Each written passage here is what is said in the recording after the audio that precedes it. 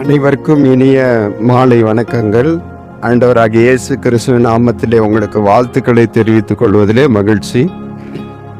ஒரு நல்ல அற்புதமான தருணம். ஒரு புத்தகத்தை வெளியிடுவது என்பது சாதாரண விஷயம் இல்லை. நான் மகப்பேறு மருத்துவனும் இல்லை. ஒரு மகன் பேரு, ஒரு தாய் தன்னுடைய குழந்தையை பெற்றெடுக்கிறாள் என்று சொன்னால், அந்த குழந்தை கருவுற்ற நாளிலிருந்து அந்த 10 மாதங்கள் அளவும் மனதாலும் சரீரத்தினாலும் தன்னை ஏற்றுக்கொண்டு அந்த குழந்தையை வளர்த்து பிரசவித்து எடுக்கிற அந்த கடைசி நிமிஷத்துல சாதாரணமாக ஒரு பெண்ணின் இடுப்பு எலும்பு இருக்கிறதை காட்டிலும் 1-2 இன்ச் அந்த இடுப்பு எலும்பு விரிஞ்சா மட்டும்தான் அந்த குழந்தை பிரசவித்து எடுக்க முடியுமா.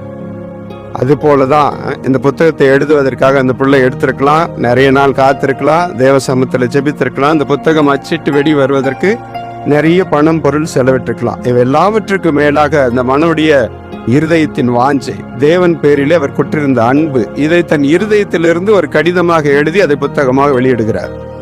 இதைதான் அப்போஸ்தலன் பவுல் சொல்றாரு, நான் பட்டணங்கள் தோறும் போனேன், கிராமங்கள் தோறும் போனேன், இயேசு கிறிஸ்துவை தெய்வம் என்று அறிவித்தேன், ஆனா சபைகளை ஸ்தாபித்தேன்.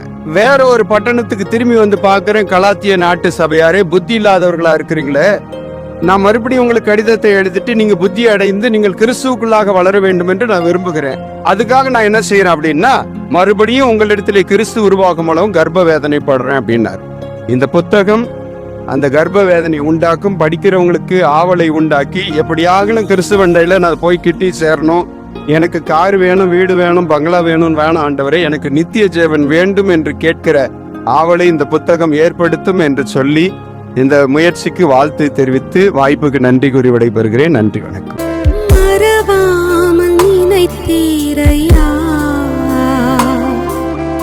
மனதார நன்றி சொல்வே, இரவும் பகலும் என்னை நினைத்து இதுவரை நடத்த